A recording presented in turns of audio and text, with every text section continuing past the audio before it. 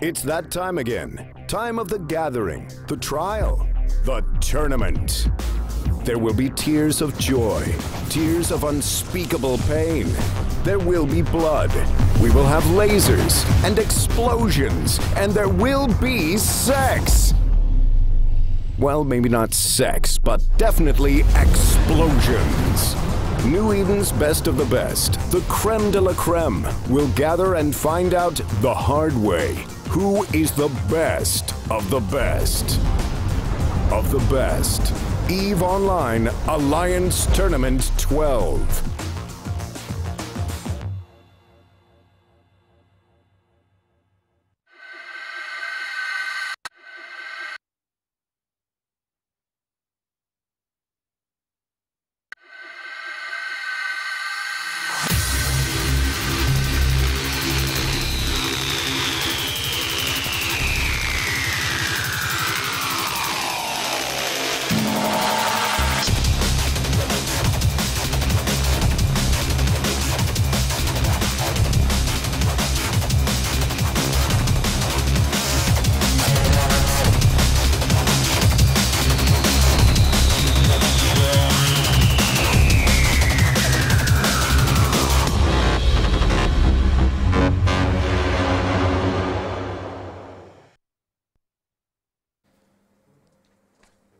Hello everybody and welcome to Alliance Tournament 12.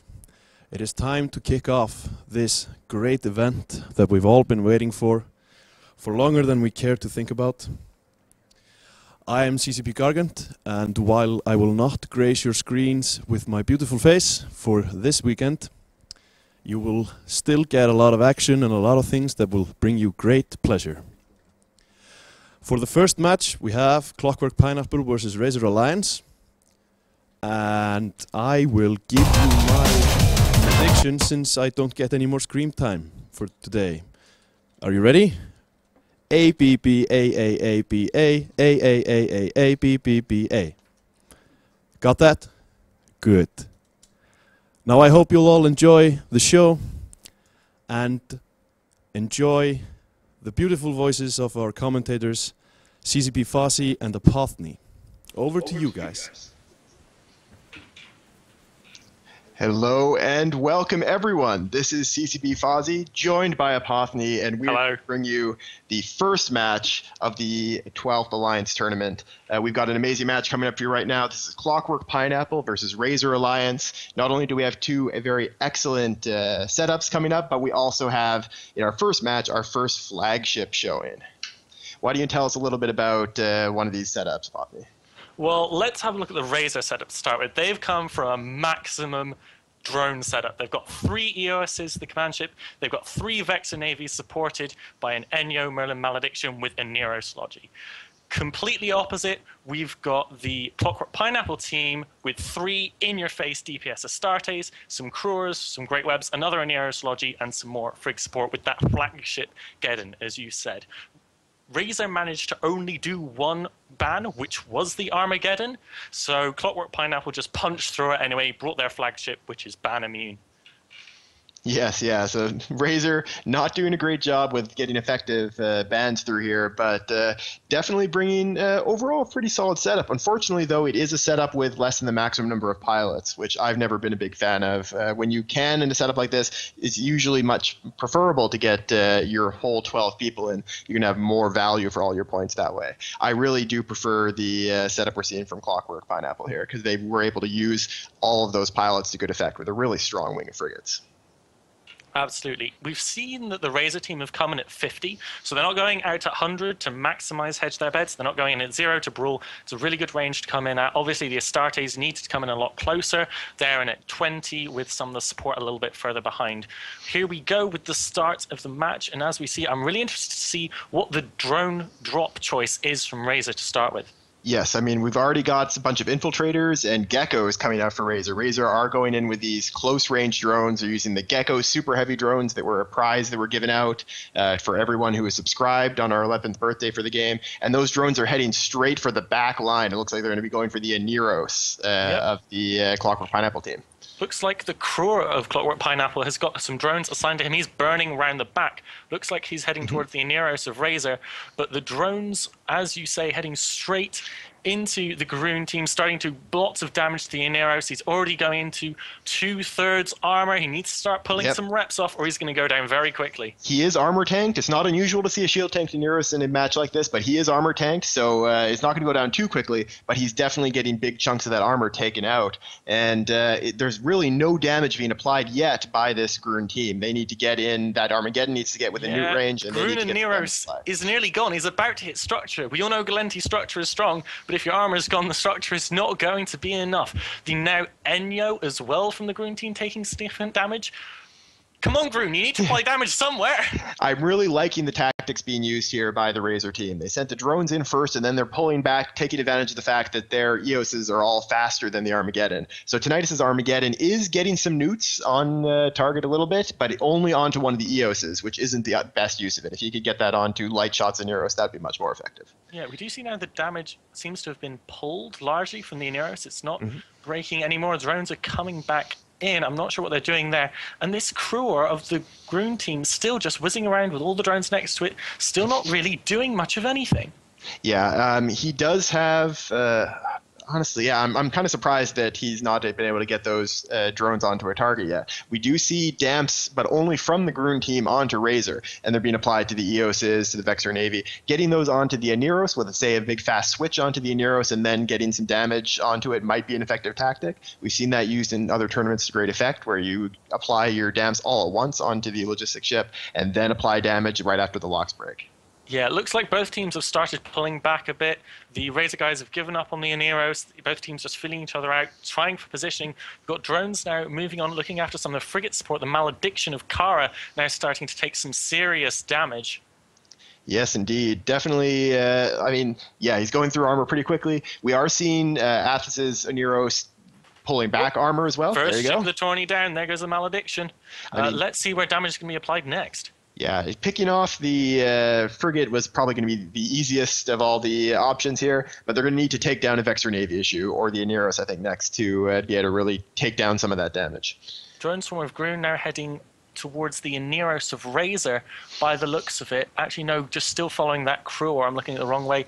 Again, neither side's still playing DPS to each other. Shoot each other, guys. That's the point of the tournament. We are, yep, the Praetors and Infiltrators from Garoon have now reached, they took them a while to catch up because they are heavy drones, but now they're on top of light shots in Aneros. And he is starting to take a lot of damage. He is now webbed and nuded and target painted. So these Infiltrator drones, which got a recent buff in the Chronos expansion, they are doing pretty much full damage to him. He's going down quite quickly. It's now the turn of the Razor Nearest to take some heavy hits, but at the same time, Duckslayer and the crew are also dropping into low armor. Oh, the Razor Nearest going into structure, going much further down the Garoon structure, and it all pops. There he goes. And I would be very happy to trade a crew for a Nearest in any way. And Duckslayer is still holding on. He's getting reps. There's reps applied to him now from Athos, and he is pulling back armor now. Yep, also the Enyo of Demetiu on the Garoon team taking significant damage now. Reps are applying, but he pops into structure. Is he going to hold? No, going down. The Merlin of Garoon as well, just the Razor team taking out the support of their opponents. Yes, now that you've got the Aneros down, now that there's no longer the remote reps to keep these high resistance assault frigates alive, now that the Aneros is down, on the other side, you're going to be seeing, hopefully, one of these Vexor Navies dropping. Yeah. These Garoons are actually targeting the EOS, trying to get the maximum DPS off the field. He might be the boost ship that they might be trying to take down. EOS of the Aggressor going into structure, gone. That's one EOS down. That's a big chunk of their DPS gone. The Garoon is taking damage. The Merlin trying to stay alive desperately. The crew are also taking damage. We've got some really split DPS here from Razor, and if I know anything as a waffle, that's not good. Yeah, no, it's not ideal at all. I mean, they're not going to be able to break through these reps very easily, even against the small ships. It's possible that they just can't get their drones applied to other targets. They do have damps that are getting spread across them, as we see another EOS going down. Yeah, however, the Garoon Neros is taking massive damage, going into structure a bit more, but again, fire split. crew are taking damage, Merlin taking damage. You've got Athos the is Vexen taking a Navy, ton of Valis is damage. going down, and the Aneros goes down for Grun as well.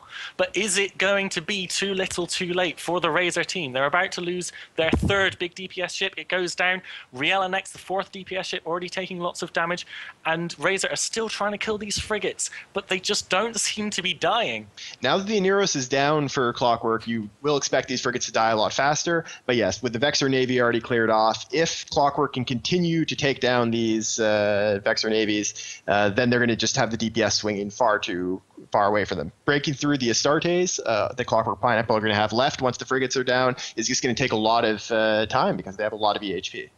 Yeah, the Geddon of Tennis now neuting the Eos of Palvari, the big Grun drone swarm, bearing down on him heavily. The crew of Long Drinks and the Enyo rushing to help him. But I think, there, one of the crewers goes down. The second one's probably soon to follow, given that it's almost in structure again. We're actually not losing many more Razor ships. Yes, I mean, the Razor ships are taking advantage of their speed. These crewers have the advantage of long webs, which helps them keep the Vexor Navies in place. And as long as those Vexor Navies are able to move kind of freely around the arena, it is going to be pretty hard for the Blaster Astartes and the Armageddon to get close enough to do any significant damage. Yeah, Londrix finally going down.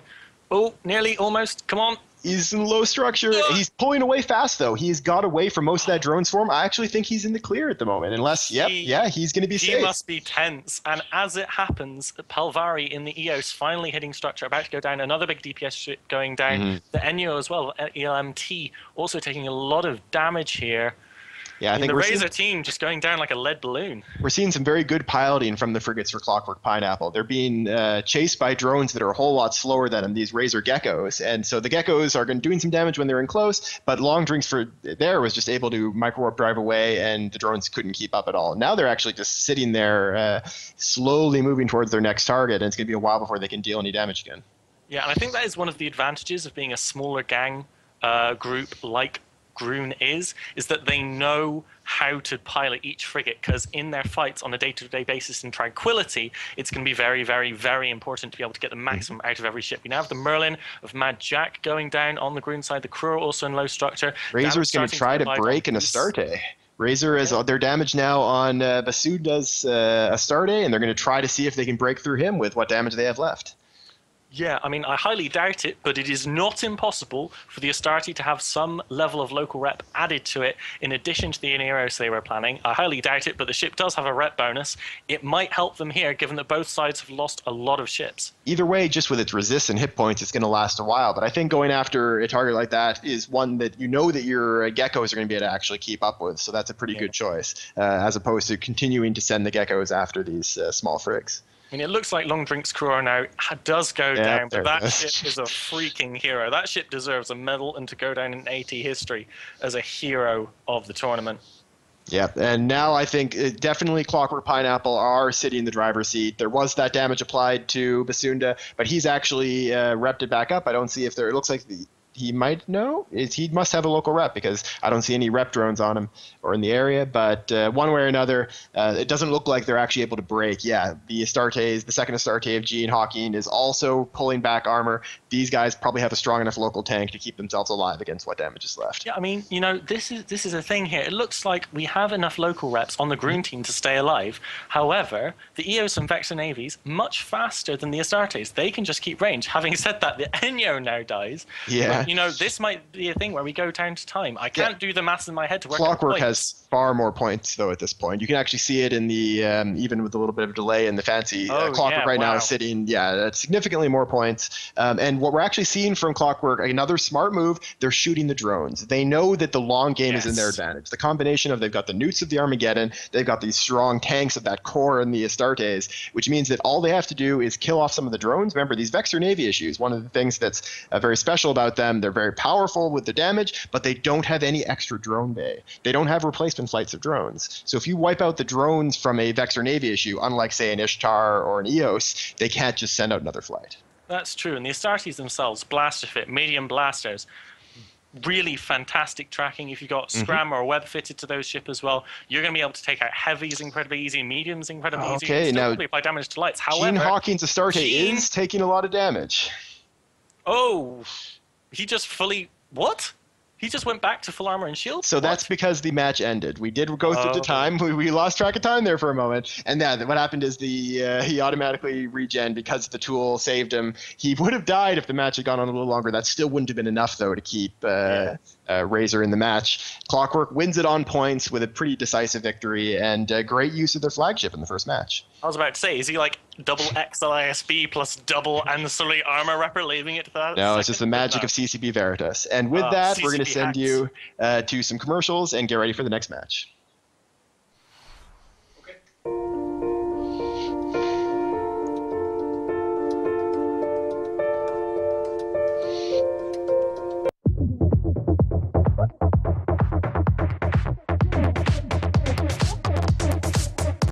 Do you like spaceships? Do you like explosions?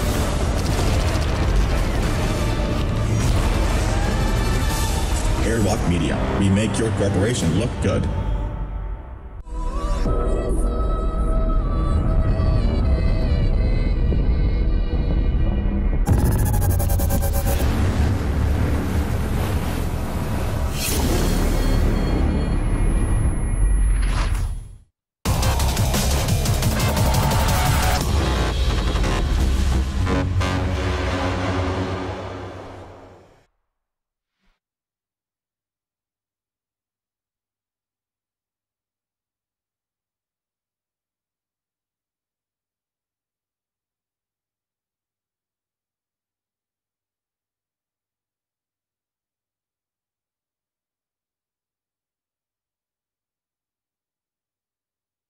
Which Inuros had died there in that one part. Yeah, you probably noticed me saying, "Oh, look, those frigates are going to die fast." Oh, wait, never mind. There, Inuros is fine.